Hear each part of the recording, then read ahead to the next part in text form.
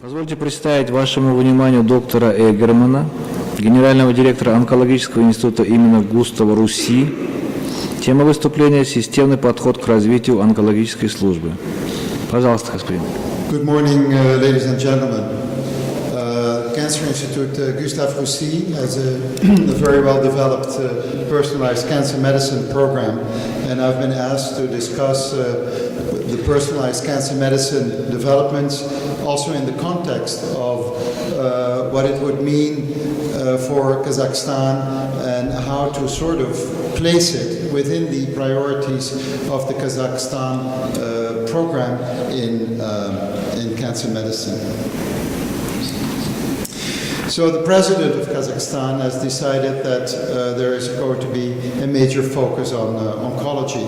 And of course, the background to this is that it's a rapidly increasing worldwide burden.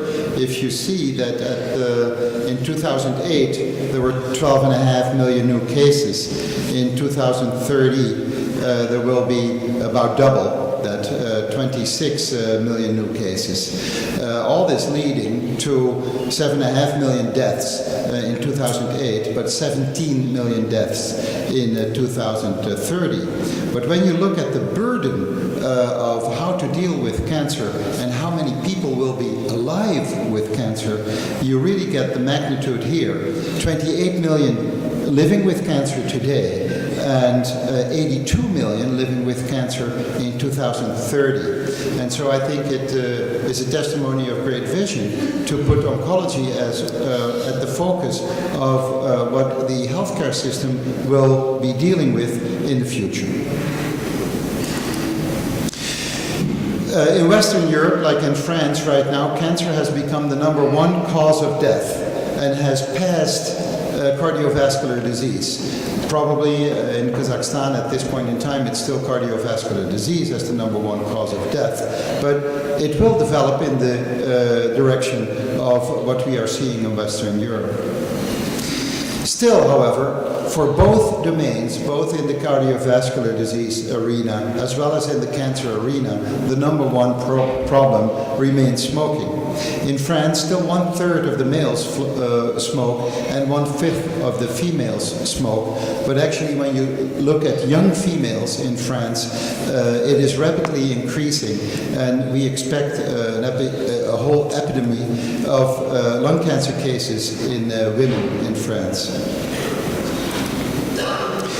So personalized cancer medicine is really the product of molecular biology and of what we also call molecular cancer medicine.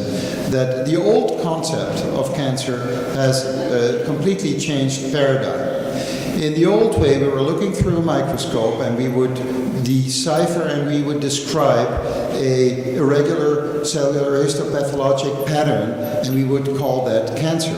And we would only be able, for instance, in breast cancer, to categorize 2 to 3 different kinds of breast cancer by this manner. Nowadays, we realize that when you look at gene expression profiling, that there are many different breast cancers, and that there are at least 4 or 5 main breast cancer families.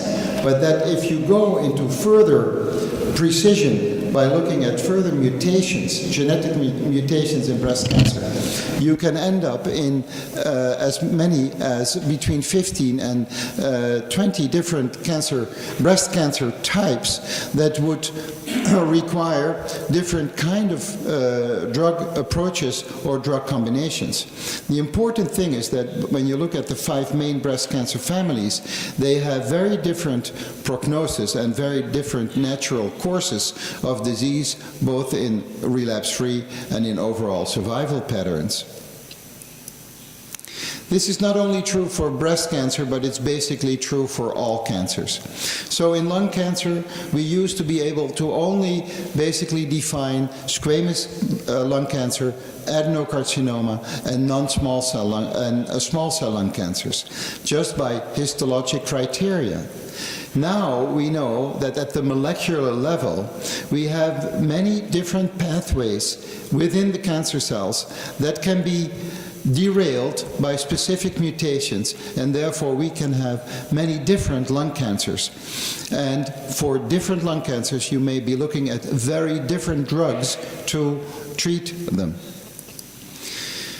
So where we see that all these common cancers are splitting up in many different diseases, we need a lot of translational research with patient-based cancer material to shuttle back between the basic research laboratory and the clinical research programs to define what cancer is, how big a family of diseases it is, and how we can define new targets of treatment.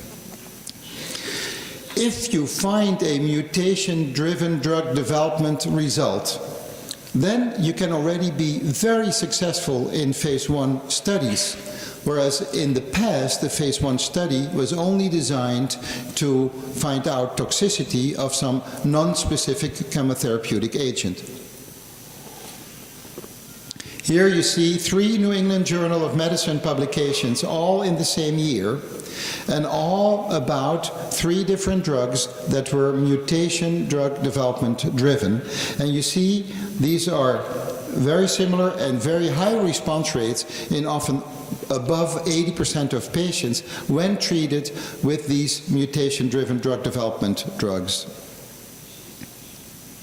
So, I will take in this talk just one example, melanoma, which is a highly malignant form of pigmented skin cancer, and to discuss with you the potential of personalized cancer medicine, but also the problems with it. So, in melanoma, you have 3 main mutations that are of importance. The blue bars mean here that in about 50% of Caucasian white patients in this world, you find a so-called BRAF mutation. In percentages of 30 to 50% of different kind of other melanomas, mainly acral and mucosal, you can have c-KIT mutations. This is mainly the case in East Asia. When you work with mutation-driven drugs like Gleevec for c-KIT mutations or Verapamil for BRAF mutations, you can see very high response rates. Why? A genetic alteration in this pathway means that this pathway is activated because of a BRAF mutation. This is true for 50% of melanoma patients. This leads to activating this pathway, and it leads to turning the cell into a cancer cell with unlimited proliferation. If you block at this level with a specific BRAF blocker, this is what happens. This is the first drug as a BRAF inhibitor, and it leads to immediate responses and massive apoptosis, cell death of cancer cells. And this is the difference between just 2 weeks of treatment, where you see a massive tumor load reduction on PET scanning. When you look at response rates with this agent, the first experience in only 32 patients already told you everything. The response rate was confirmed by a second study in 132 patients and by a third study in 650 patients. The response rate was already known in 32 patients. Also, then you see that it does have an impact on what's called progression-free survival. It means when does the tumor come back and become progressive again, and you see that the gain is there but is basically limited. With old-time chemotherapy, PFS is only 1.6 months. With the targeted agent, it's 5.5 months. However, when you look at the overall survival benefit, it only translates into a 3.6 months median benefit. So what you can see is that this is the benefit, but you see that when they relapse, they die basically as rapidly as they would have died with a chemotherapy alone, but only 5 months or 4 months earlier. So there is both the success and the failure in one story. This patient has a BRAF mutated melanoma, and all these are metastases. You can see that he has a massive tumor load. He gets the BRAF inhibitor and he turns into a complete response within 6 weeks. All the tumor is gone. At any scan, you cannot detect any tumor anymore. However, at 6 months, he completely recurs at all these same tumor levels. What does it mean? It means that the heterogeneity of the tumor is already there at the beginning of the presentation, and that perhaps it has killed off 95% of all tumor cells, but 5% had a different mutation that was resistant to the drug, and therefore the tumor recurs very rapidly after 6 months. So it's a success story, but at the same time there is failure. That brings me then to the philosophy of this pathway. In this pathway you have different proteins that you can block. So you can also block at the next pathway level, at the MEK level, or you can block at the ERK level. And so it makes sense to develop drugs that can block at each of these levels. If you just block with a MEK inhibitor, you basically get about the same result as with a BRAF inhibitor. But when you block at the BRAF and the MEK level, an intra-pathway blocking, you will get about double the response rate. You will get about doubling the length of response. But you will still get recurrences, you will still get relapses. And the reason is that this is in most patients not the only activated pathway, but in many patients there's also an activation of the PI3 kinase pathway, meaning that you need yet another drug to also kill off another engine in the cancer cell, so that you have inter-pathway blocking and not only intra-pathway blocking. So when you do give the combination of a BRAF and a MEK inhibitor, you get an even better response rate, you get longer progression-free survival. Actually, surprisingly, you get fewer side effects. However, still, basically all patients relapse at a median time of 9 months now. So the advances are substantial, but these drugs alone do not cure patients. You will also have to combine with new ways of modulation of the immune system to actually eradicate small tumor remnants in these patients. So it does bring some complexity problems with it. While we are thinking only in these pathways, we must realize that reality is even more complex, and that in a cancer cell you may have a cluster of genes that are all mutated and are all playing a role in being the engine of the cancer cell.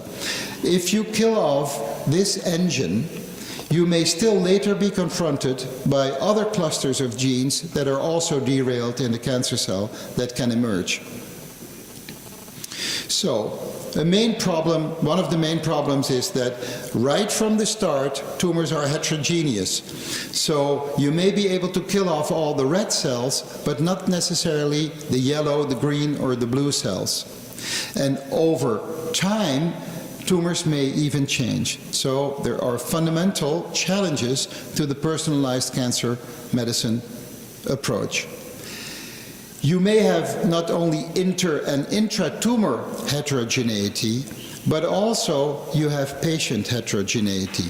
So the tumor versus the host is also confronted with a big heterogeneity at the host level, which means that, for instance, immune responses in different hosts with different genetic backgrounds may differ, and that also the tumors may be very different in Kazakhstan as compared to Western Europe or as compared to China. Then the issue of costs. The costs issue is a major issue. If you look at melanoma patients, just to set an example, for BRAF positive patients, there is a drug now registered, the BRAF inhibitor vemurafenib.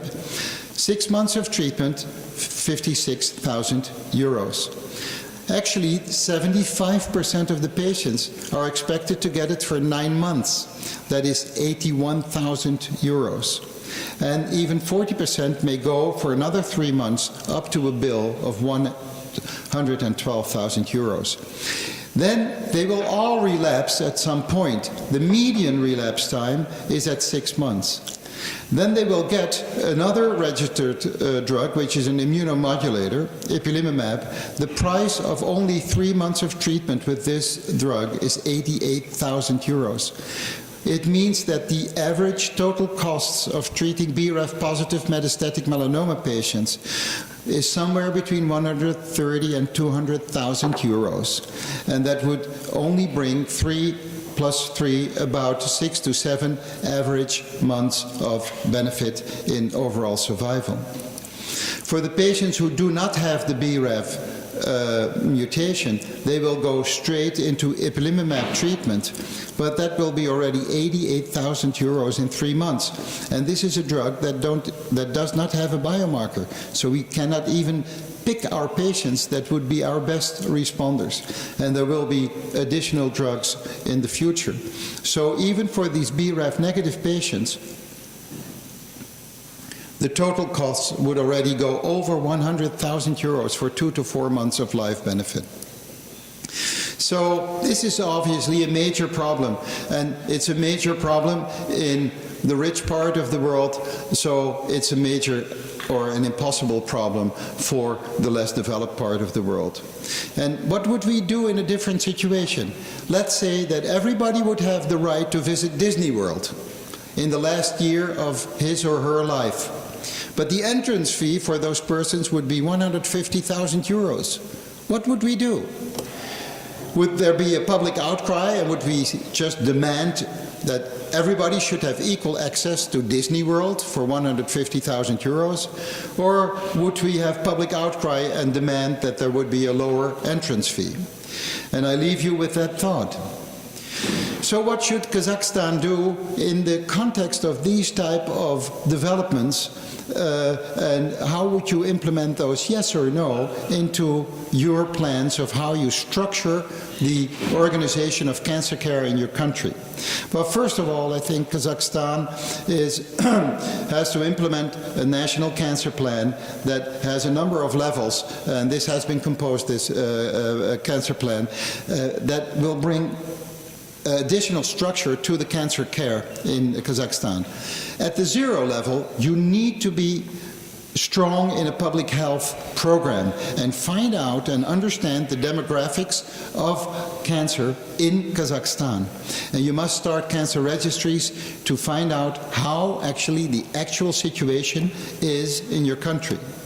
At the first level of care, you are looking at early diagnostic potential to be developed. So it's primary care and primary diagnostic centers. And there should be basic and early diagnostic campaigns. You can do this in breast, colorectal, and in skin. It will lead to education, and there's a lot of education that should be involved and awareness. But in their national cancer program, they have dedicated early diagnosis programs, campaigns for breast, colorectal, cervical cancer. All these are very logical. Stomach, of course, because it's a very important cancer in Kazakhstan. For liver, it's mainly vaccination programs. But prostate actually is quite a problem in the United States and in Western Europe, because PSA screening basically only leads to a high number of unsolicited surgical interventions and has not been proven to bring benefit to the population. So I put a question mark after the prostate program. But you need to implement this national cancer plan to look at the second level and make sure that you create your regional cancer care centers with a clearly structured multidisciplinary care of patients approach. So to develop this culture of integrated surgical, radiotherapy and cancer medicine discussion with the pathologist and good molecular biology development programs will be a major asset in getting your cancer care organized. And then at the third level, you will be looking at a small number of 5-star centers, where you look really at the rapid future development of your country, also at the research level. What do? They do tertiary care of top-notch, very complex, multidisciplinary problems, such as the case in many head and neck cancers, for instance. You will focus on rare tumors in these centers because only then will you have sufficient expertise building in those centers. You will have genetic counseling programs, and you will create top-notch research institutes for which you have the physics and the chemistry basis already so present in Kazakhstan. And this research, basic research, needs to be integrated with the clinical research. And then, of course, you should have specific campaigns and develop a molecular diagnostic program to characterize your cancers in Kazakhstan to know what type of disease you're actually dealing with. And, of course, your public campaigns that lead to awareness. Like anywhere else, an anti-smoking campaign is priority number 1, priority number 2, and priority number 3. I thank you for inviting me to this conference. I think it's a very interesting and very important conference. I think Kazakhstan has the potential to be the life science and medical center in the Eurasian region. And I hope that my institute, the Cancer Institute Gustave Roussy, with its biotechnology campus, can develop a number of interactions with Kazakhstan to be helpful in this process. Thank you for your attention.